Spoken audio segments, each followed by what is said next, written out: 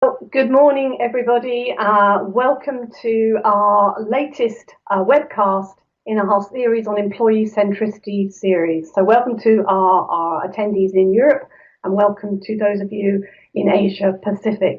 So I'm Marion Devine. I'm a senior researcher at the conference board and I'll be your moderator today. But before we begin, as usual, we have some little sort of instructions and hints for you to get the most out of this webcast. So please do ask questions as they occur to you. And if you just enter it into the chat box at the bottom left of your screen, I'll do my best to keep an eye on that and I'll try to weave those questions into the conversation. But if we can't get to them, we will see if some of them can be answered via email. But it's great to hear from you. It's really nice, for us as speakers and moderator. Do feel free to download the presentation via the file downloaded pod in the bottom center of your screen. And you can have full screen at any time by clicking the 4 arrows at the top right of the screen. And do please as well complete the evaluation at the end, because we do look at this really carefully and we try to make sure that our ongoing webcast programs, do fit your needs. And so welcome any comments there. And share this program with your colleagues. It will be available on demand on our website after the conference board webcast, and I think that it will be within the sort of next 24 hours it should be available. So in terms of those of you who are earning credits for this, you do have to stay online for the entire webcast. So it has to be live participation. And for these different examining organisations, if you type your full name, your email address, and specify which one it is in the space provided. And there will be 3 pop-ups that come up during the programme and you just click OK on them. So I hope that will all be straightforward for you. So today we are looking at the subject of the impact of AI in HR and actually wider than that, human capital really. And I'm delighted to welcome our 2 panellists today, and we're very fortunate to have 2 really interesting individuals, and I hope you'll feel that by the end of the webcast that it's a great privilege to talk to both of them today. So I have with me Nick Sutcliffe. He's a senior fellow in human capital at the conference board, and Nick has been based for over 20 years in Asia and has a really deep understanding of the social, cultural, work issues out there. He has written a number of reports and has really been in the area of technology and AI for quite some time, and is now about to embark on a very exciting new phase. He's just incorporated a company. And Nick, please, in a minute, I'm going to ask you to tell us a little bit about that. And my other panelist is Stephen Cassidy. And he leads BT's research on the transformation of organisations in the future.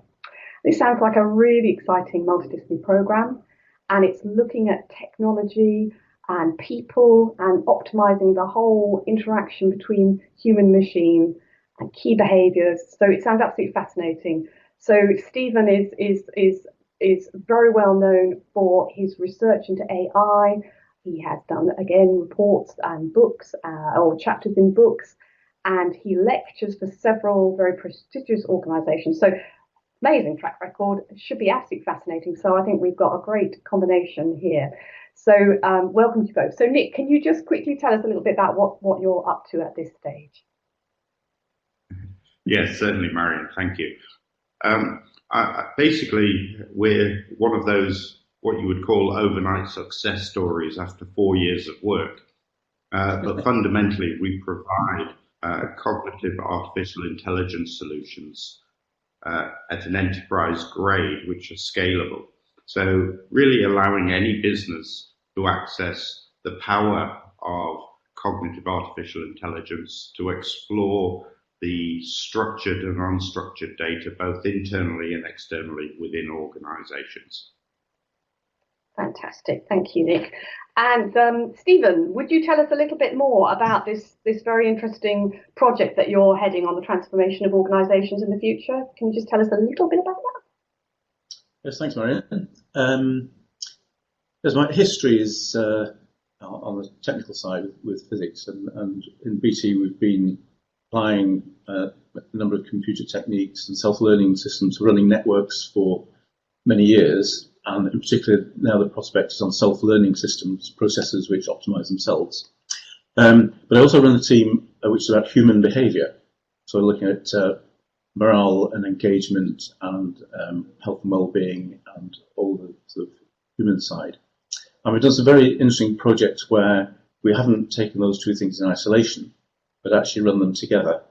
And I'm particularly interested in the way that some of the emerging technologies have the power to bring about culture change, which just culture change programs on their own won't do. So I'm very interested in this co-creation between what you might call the HR world and the process world.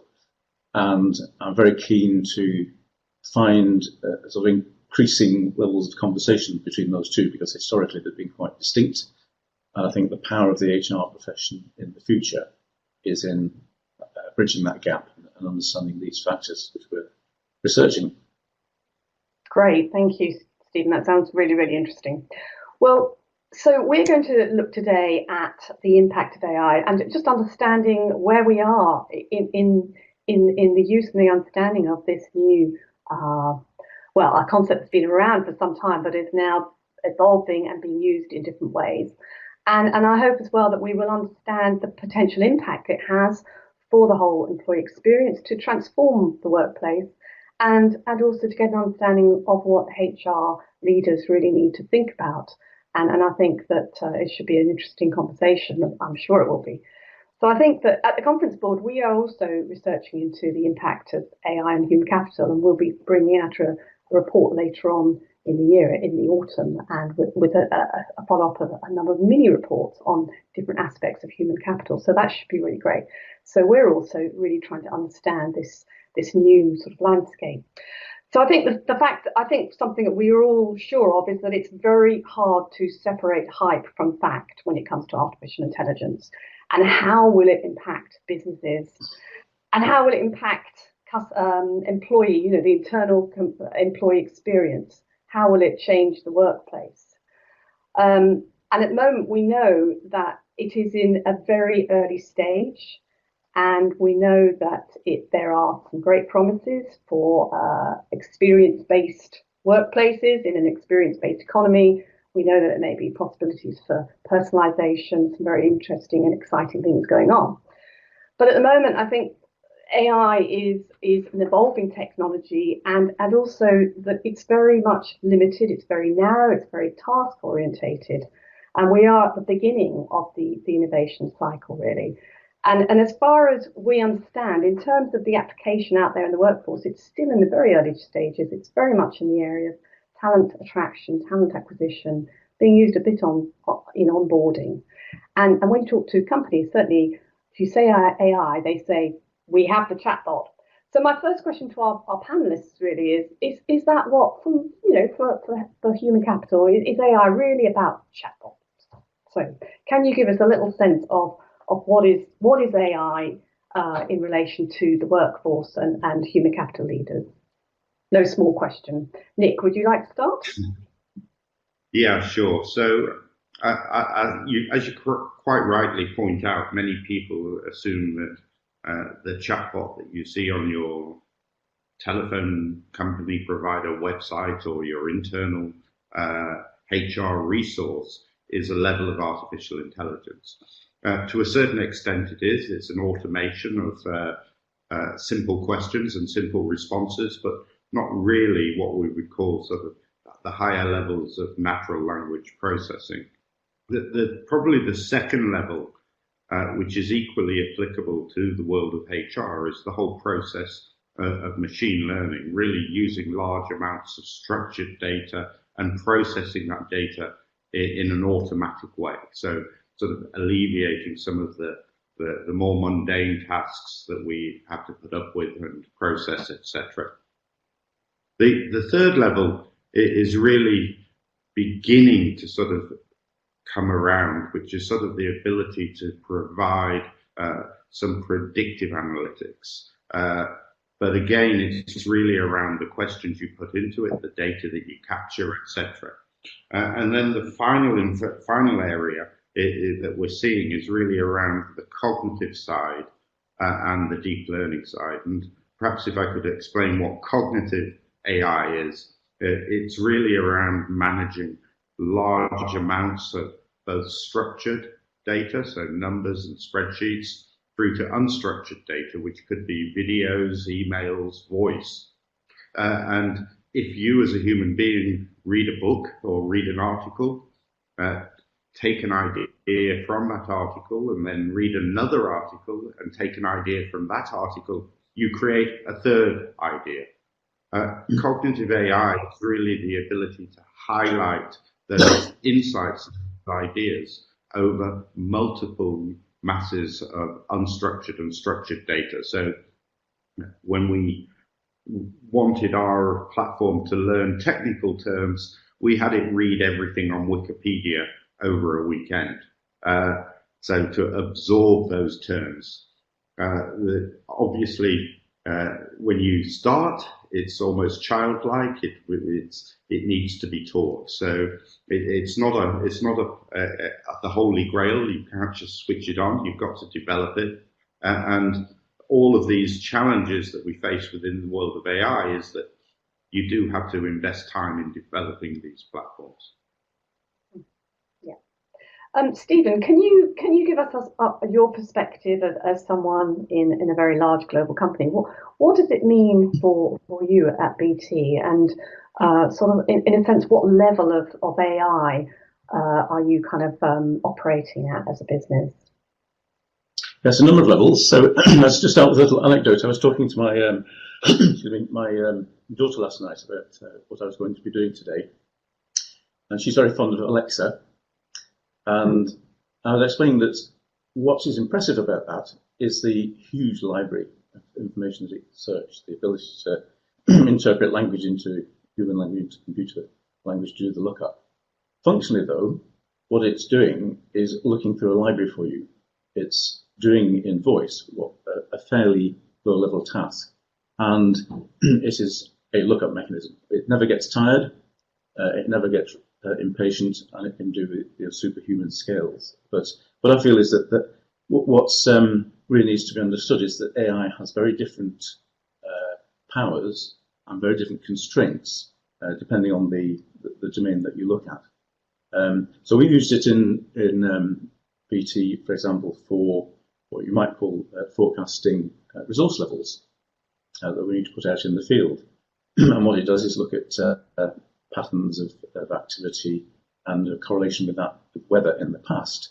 And then BT pays forward for a weather forecast and deploys people in the field based on that analysis. And that achieves huge efficiencies.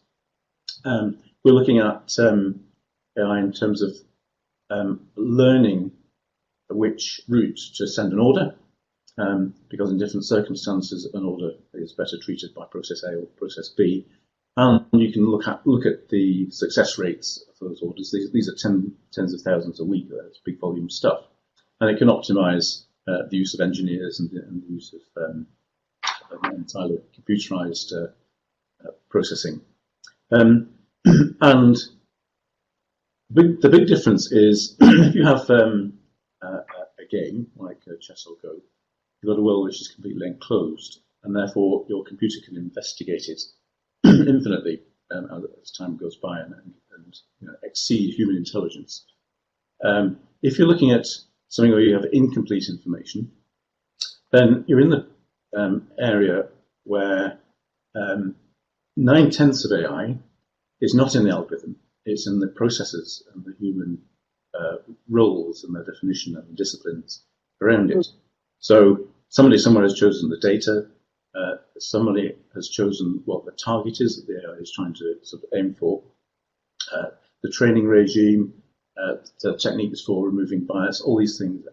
So when it comes to use in HR, it has both those things writ large. One is that you're always working very incomplete data because you're statistical. It's about human beings, which are all different. And its openness to challenge and its openness to ethical question and the relationship between a company and its employees, that it has to be very adept at providing answers about why it made a certain decision in certain circumstances. And that's not about technically getting the AI, the algorithm to answer, because that's an answer for mathematicians.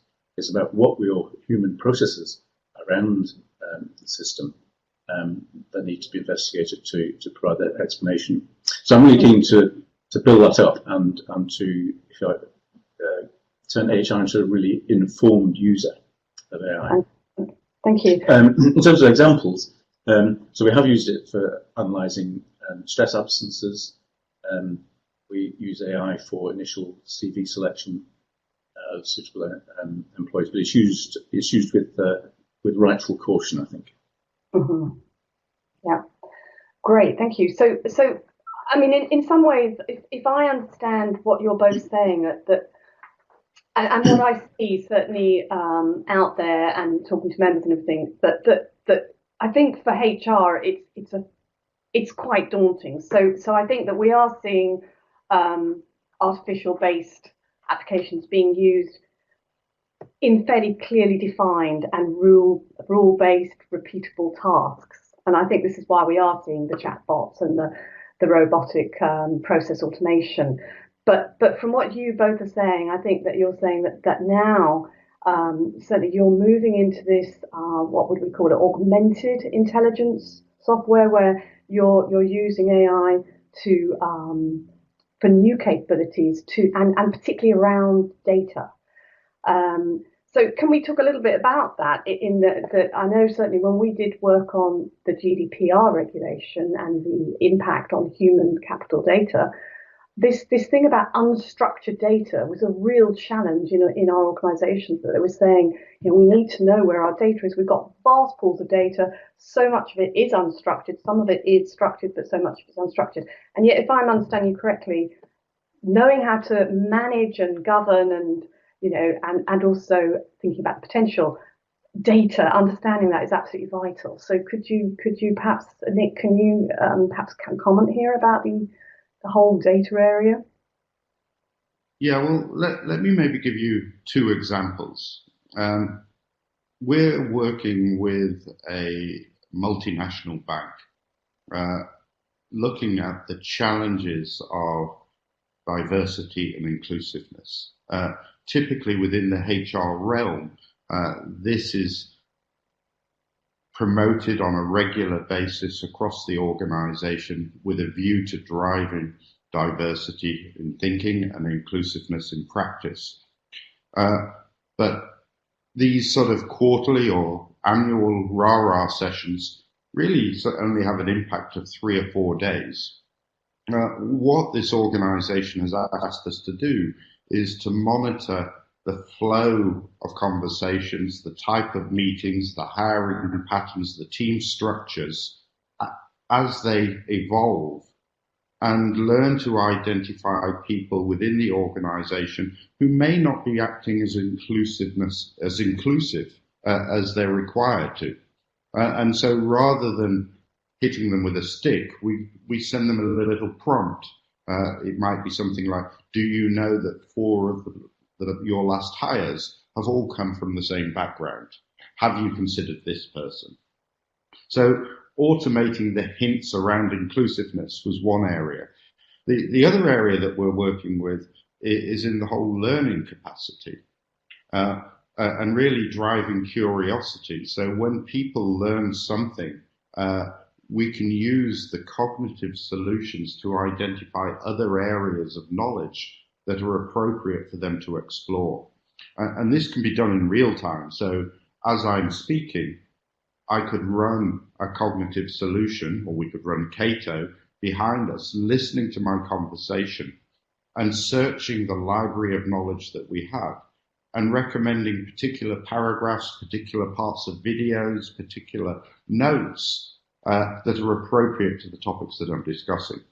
So the challenge with the whole realm of artificial intelligence within any business, whether it's the business of HR or the business as a whole, is that the applications are numerous. And so if you're going to go down this AI route, you've really got to begin to be a little bit more focused about what are the challenges we're trying to address. and hence what are the metrics we need to identify and the data that we require. So for me, the opportunities are immense across an organisation, but at the same time, what's the real value in what you're trying to achieve? Yeah. Stephen, do you have any comments around this whole thing about the huge importance of data? Of course, human beings often input data, and I think that you've made a point to me earlier when we were chatting that AI is constrained by some of that data and what humans are doing with it. Could you talk a little bit more about that again in connection with what you're doing at BT and your research? Yes, it's really interesting because you mentioned there structured and unstructured, and unstructured is technically harder. You could think of text analytics and semantics, but the fundamental issue is not so much structure, it's provenance, which you were hinting at there. We've been doing a lot of work on understanding the validity of using data created for one purpose for another purpose, and it's really quite interesting in terms of tracing. But we need to be much better in all domains, not HR specifically, but in AI, in understanding where data came from and under what sort of. Stephen, can I just ask a quick question there? I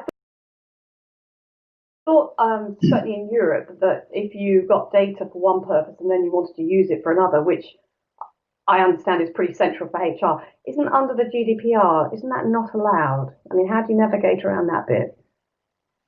Well, I guess what I was referring to there was the sort of technical data, which wouldn't be within that.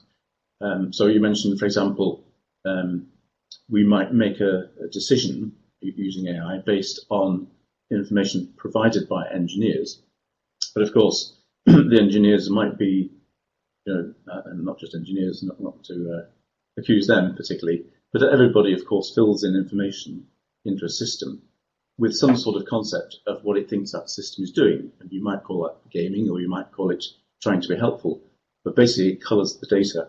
So it's this provenance thing that's most significant, more significant than the structured versus unstructured.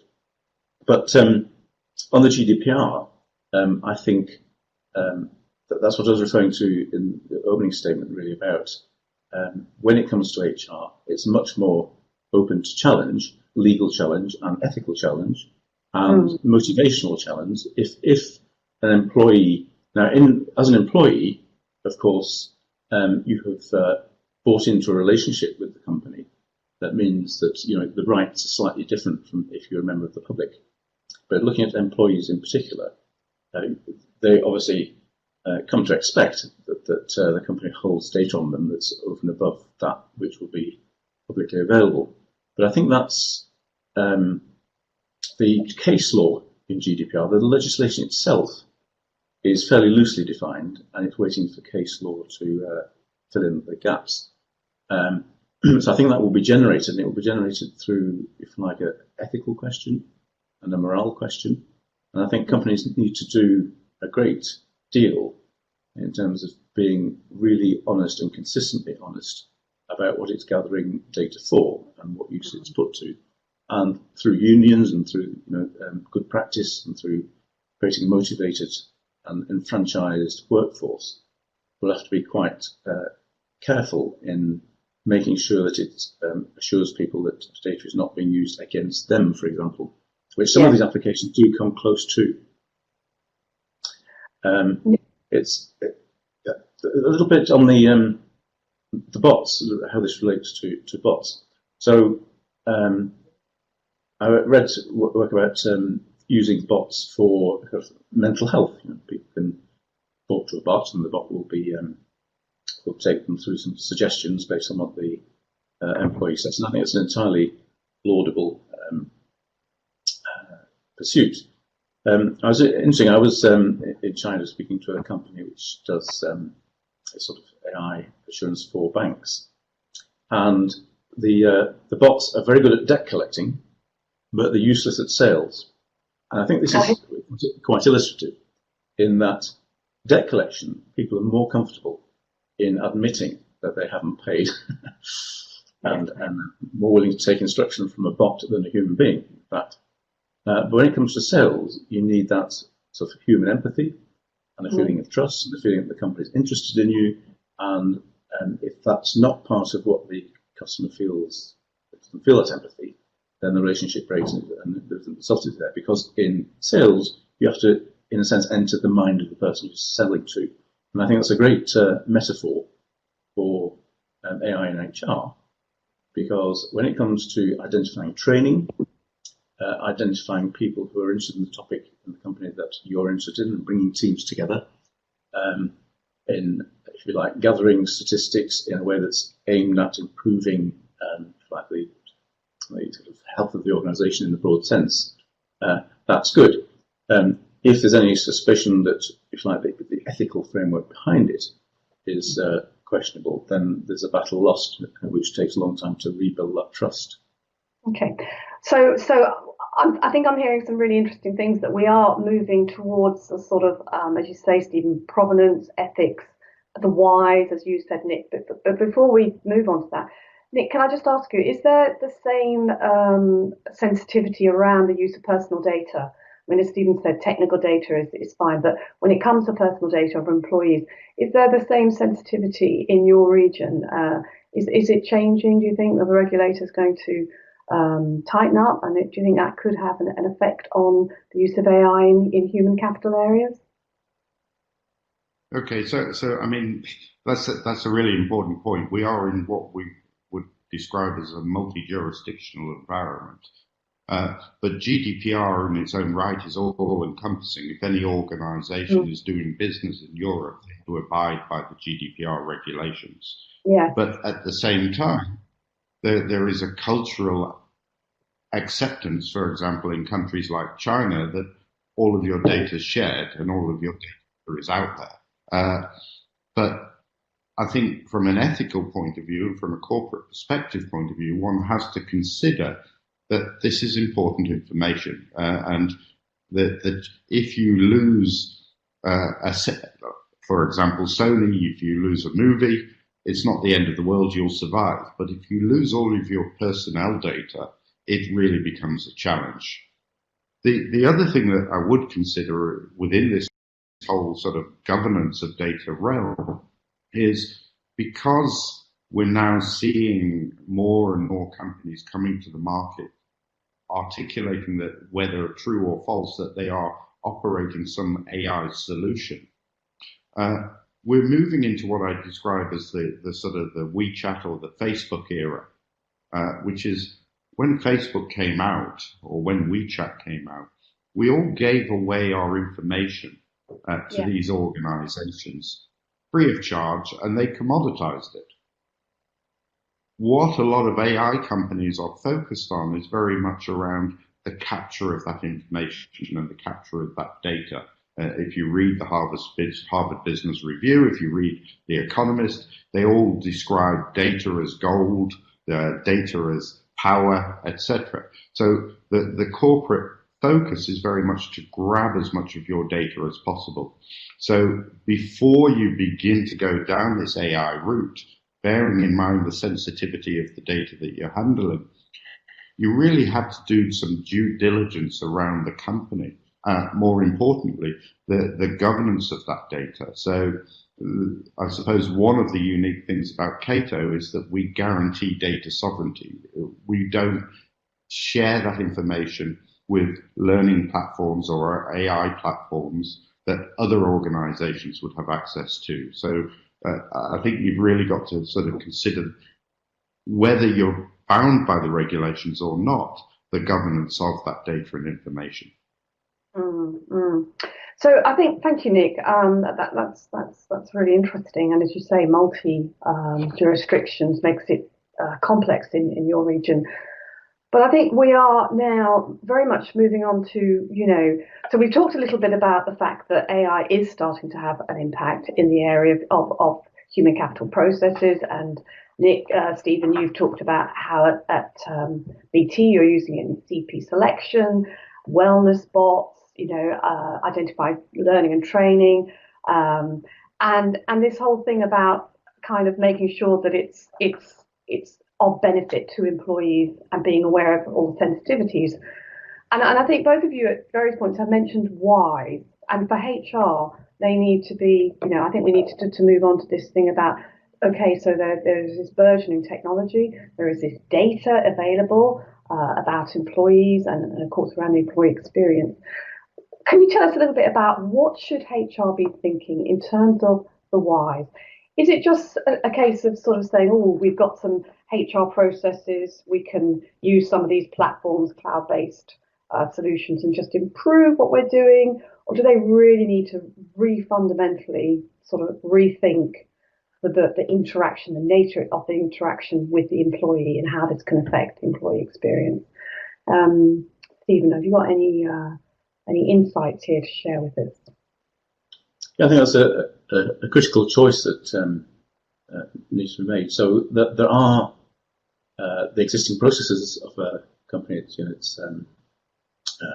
candidate selection, it's interviews, it's health, it's it's running various processes where AI can take out a lot of cost. But that leads to an issue about if you want to improve those processes or change what you do, then AI will not help, because AI relies on a sufficiently large trail of data from the process that you use, which has been created with its, with the biases and prejudices and mental models that existed at the time. So if you want to change those, you need a wholly new skill in HR, or one that can be incorporated into HR, which understands how to examine data sets, how to rebalance them with the new, just taking an example,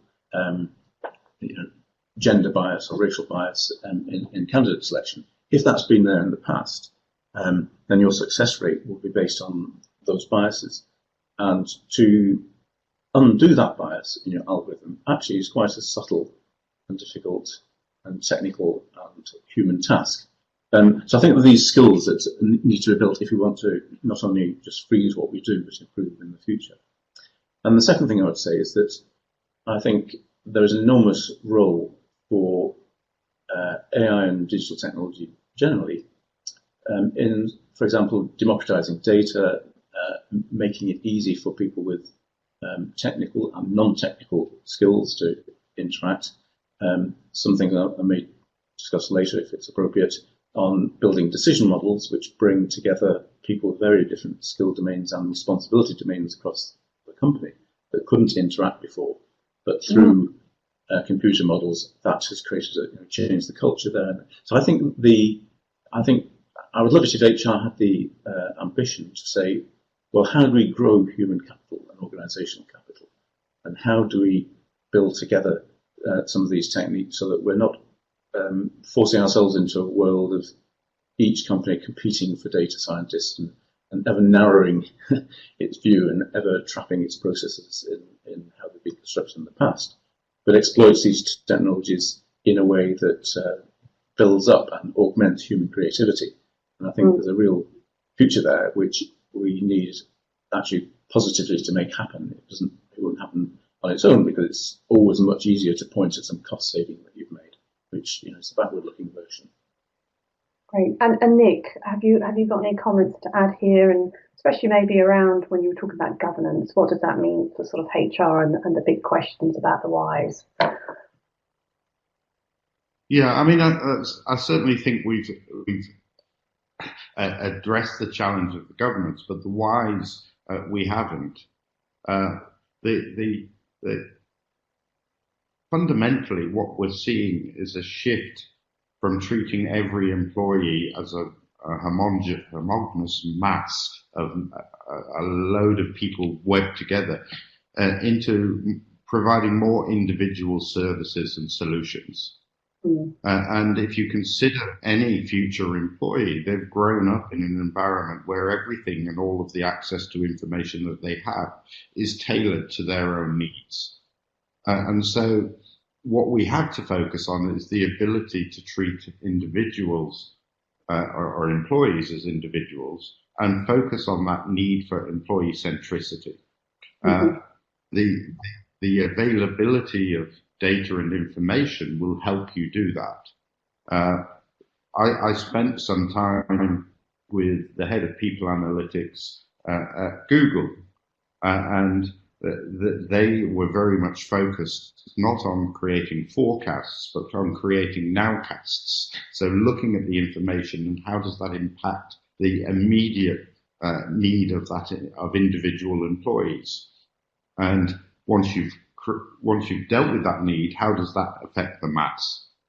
So the Google use of AI internally is about creating that centricity for the employees. But interestingly enough, they still give all of the employees the opportunity to opt out.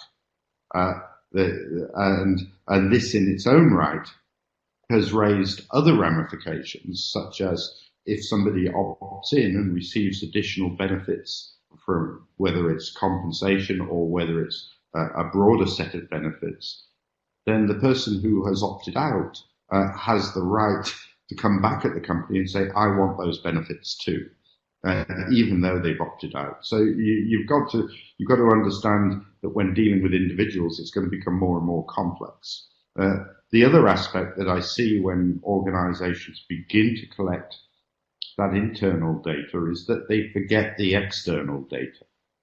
Yeah. So you have two employees. Nick, can you give some examples of what external data would be? Well, I mean, so you have two employees. One employee's just got married and had a child. The other employee is looking after elderly parents. So that's very micro data, but they have different needs.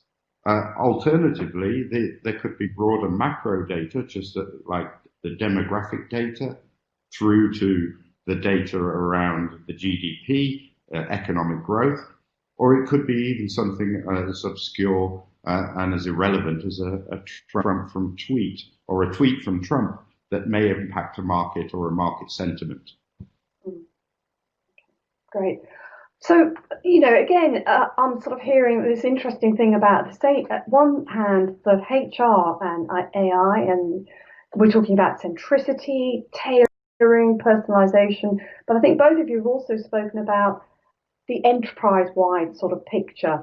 So, Stephen, could you tell us a little bit about? I mean, I think your mention of decision-making models is fascinating, because on the one hand, we are talking about the individual, but how do you see AI really improving and having an impact on enterprise-wide performance, enterprise-wide culture, inclusiveness, collaboration, innovation? Thank you very much. Yes, can I just, before doing that, make a very brief comment on Nick's individualization, because I think it's really an interesting point. And if you, for example, the AI is helping you find suitable educational material or giving you some sort of therapy or whatever, it mustn't be forgotten that to do that well, there must have been sufficient people like you in the past for the AI to make a recommendation that makes sense. If that's not the case, the AI needs to realize that it does not have sufficient data to back that up, and needs to squirt your case out to the human world for dealing. So, and this we apply very rigorously even for AI in running as something as mechanical as a network. If the algorithm, it has to be able to, its first job is to work out whether it is itself competent to make this decision based on internal knowledge of its training and all those sorts of things. And if not, its first choice is to decide whether it acts, whether it comes out to the human world for expertise. I think that's crucial, because if that will avoid also people feeling trapped inside a process and able to get out. The AI will deal with the bulk, but you must have these escape routes for the corner cases. So I think that's a point stimulated by what Nick was saying. On the enterprise-wide, the example I obliquely referred to a little while ago was about making a really complex decision about a technology migration that was company-sized and over 10 years. And as such, it affected service levels, or it would affect service levels, cost, carbon commitments, use of skills, etc. And it was very difficult by human mechanism to get agreement, because they're all local targets, all with good faith, trying to achieve a domain-based success. But it was sort of creating a gridlock in decisions. So we did two things. One was we did a cultural survey about self-organisation. But what cultural interventions would you need to bring people together? The second part was technical, which was to sweep up masses of data from workflow systems, from finance, from network and inventory, topology, failure rates, etc., etc. And what was critical there was that AI could not optimize this route, because the number of routes it was possible to take for this 10-year migration was like chess or go. And instead of knowing the entire board, you only know a fraction of it. So it was not open even to be considered for a computing-only solution. What the AI did was to turn into algorithms people's thinking and what they suggested as a good idea, and it would then demonstrate the 10-year profile of all these factors, the effect on skills needed, the effect on customer service, the effect on long and short run costs over this 10-year program.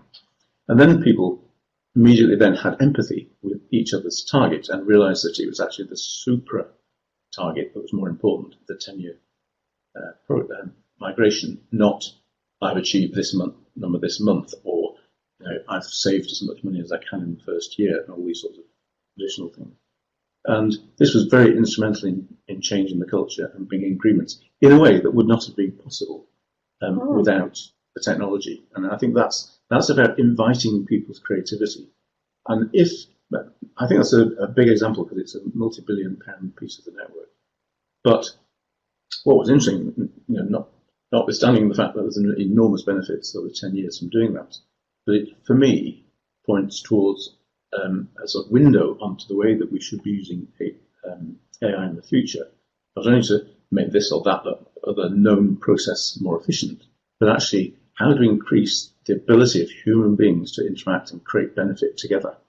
And that seems to be a really powerful message. And I'm very keen that more people turn their mind to that. And who takes responsibility for that in a company?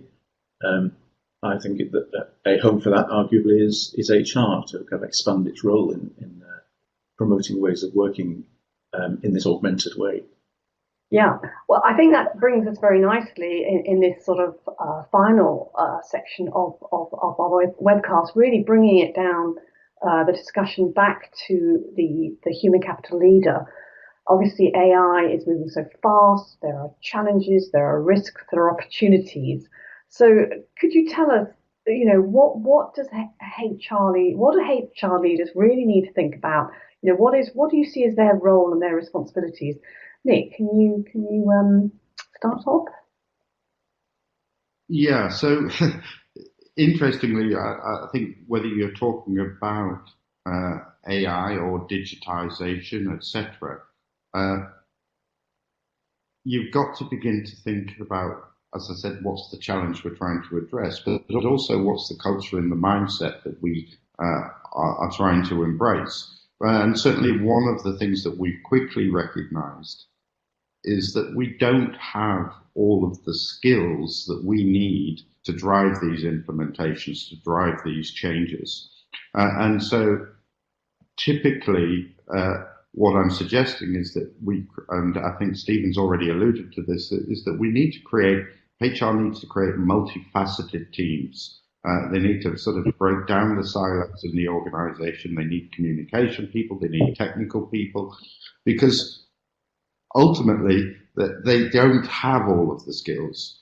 They can generate and they can begin to learn some of those skills, but ultimately it's around that networking and surrounding yourself with networks to deliver the change and to deliver.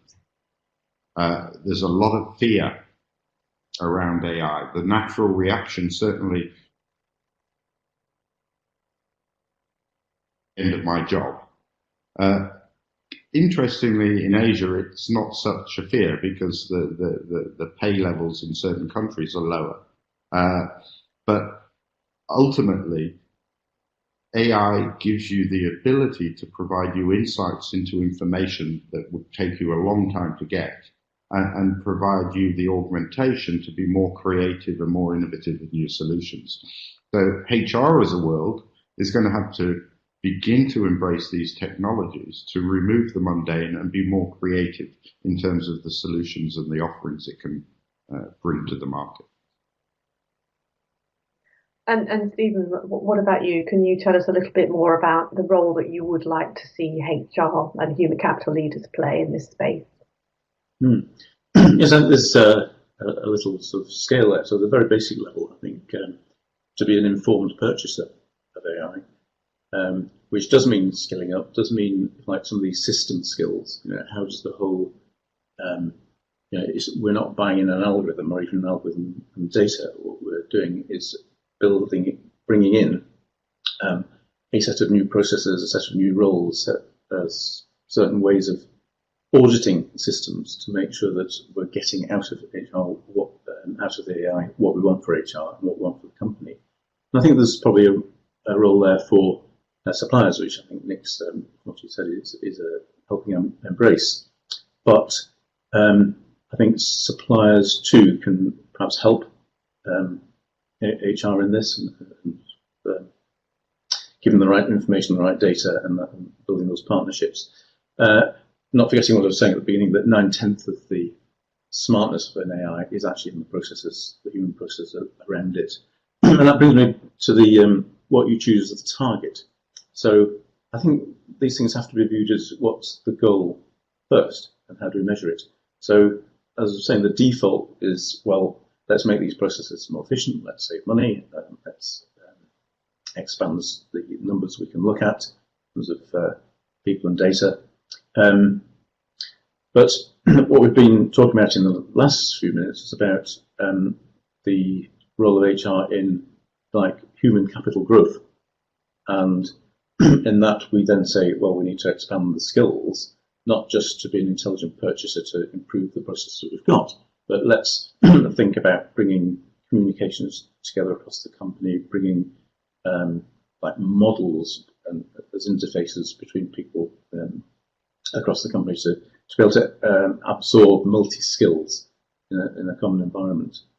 And the last point I make is related to these goals. So where do you measure success? It's easy to measure cost savings, so that's an easy one. But how do you measure the broader business benefit? And when it comes to the sort of wider HR initiatives, they tend to be measured by the proxies of, it's rolled out to a certain number of desks, or it's so many people have signed up for a training program, but which are actually quite close in. And what we've been doing in Networks is trying to find measures for the HR to pursue that are closer to the customer experience that we're trying to sell. And equivalently, in HR, and this is a big challenge, which I'll pretend to have full answers to, is how do we measure the success of an HR initiative and a piece of AI in HR? Ideally, we'd want the outcome a more engaged workforce, or more inventiveness, or a greater customer response to the services that we offer. And they're becoming sort of tenuous causal lines, but we really make AI and HR need to try and put measures in place so that they can do A/B testing and as close to the effect in the business that they purporting to try to achieve. And I think that requires sort of thinking across the community to sort of add more sophistication to that picture. Yeah. So in terms of, sorry, Nick, go ahead, Nick. Just add a point to this. This was something that really came out when we began to look at it from a human capital analytics perspective. That very often you can't measure the results until the outcomes have happened. And so you almost have to be research based and almost follow the process of measuring causality, outcomes, and previous, and you need sort of the test case, and you need to measure it, contrast against groups of people. So you're not going to get you're not going to get very quick wins unless you very clearly define the metrics of what you're trying to achieve before you start. So certainly a scientific approach is also needed, rather than the natural reaction to say I feel rather than I know. And we need to be able to say I know. Yeah, really, really hard. So, in the last few minutes of this webcast, these are big questions, big challenges for HR. And in terms of, the HR sort of model going forward, are we going to see a lot of automation, a lot of interactions in terms of employee experience being very much platform based? And are we going to see HR taking a different role in a much more collaborative partnership role, looking at these big issues?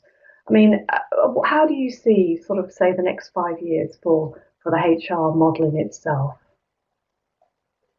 Yeah, well, I'm quite worried because HR is absorbing all of these HR techs to drive engagement, to create dialogue, to create conversations. But it's also creating more and more information that it's not utilizing. So HR is going to have to, the world of HR, everybody I speak to seems to be very, very focused on delivery and what they're delivering, and in a strategic sense. But there's still a lack of understanding in terms of the analytics behind it and what you're trying to achieve, and the ability to measure it, and the ability to have a more strategic, longer-term conversation, because the world of HR still talks about transformation, whereas the business leader is still thinking about the quarterly results.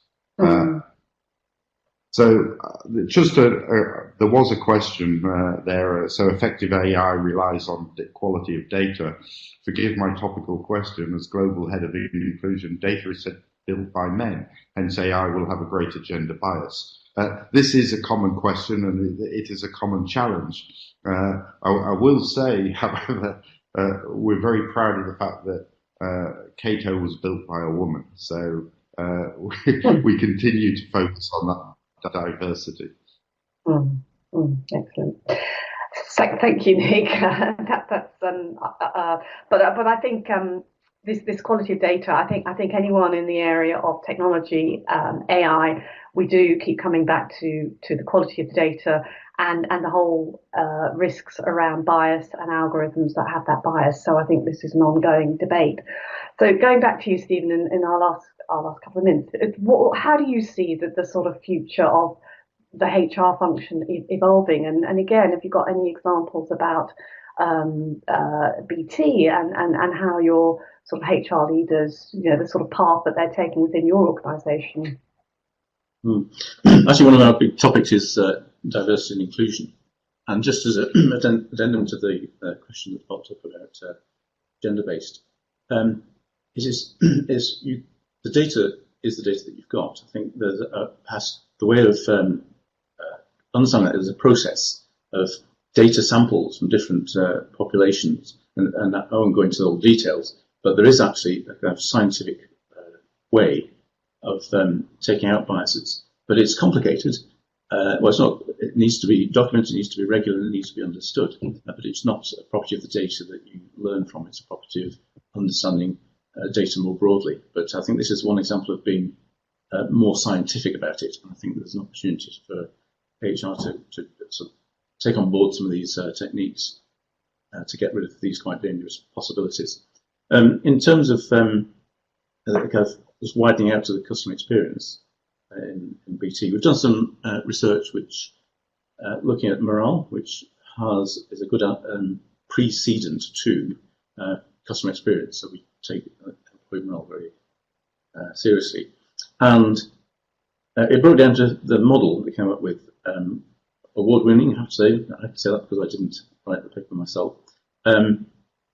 Was three elements. So the first was future, people's impression of what the future will bring to them.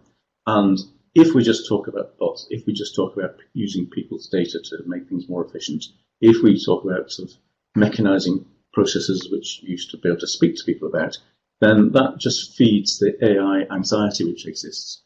And so part of morale is to be talking positively about the creativity aspect and the greater domain skill inclusion possibility and creativity around AI. And that brings the second component of morale, which is team. What was your relationship with your workmates, basically? And I think the co-creation of culture example that I went into a few minutes ago, I think is a great example of that to capitalize on and sort of promote as a pattern.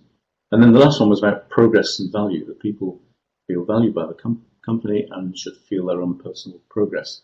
And this is all what we call line of sight, that people should be able to see effect on their colleagues of an action they take, effect on customers, effect on value, by whatever proxies that are needed. And I need to understand that the value placed on them by the company allows this personalization opportunity and the ability for AI to recognize that you're a case that is not backed up in the statistics and needs personal treatment. So I think that AI will cause HR processes to stratify, and you'll have a few real experts who are taking the difficult cases, while the bulk is run very efficiently by the machinery. But as I say, I think the opportunity for increasing the diversity of skills that can be absorbed into any proposition, any activity, any teamwork is enormous, and we really need to focus there because I think it's good for all those aspects. Yeah, thank you. That's it's really interesting to hear, sort of examples from the work that you're doing, and to understand so much more morale and motivation, and is very exciting. And I think as we're almost finished our time here, this has been a really interesting discussion. It's been a very wide-ranging discussion. So if you were to give, I don't know, can we simplify it down to one piece of advice or a takeaway to our participants today? What would it be? Nick, what would you say? What would be your parting shot? Yeah, I think understand what you want the application for, and ensure you're managing the governance of the data. Yeah. Big questions. Stephen, what about you? That's a very good one. I'll just add one more, which is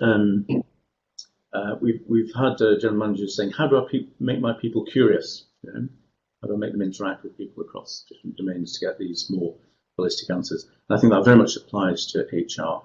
I think it needs to be quite ambitious for its own role and very open to different skills and different challenges, and open to starting conversations with like a material level rather than the HR process level across companies about what is the shape of companies in the future.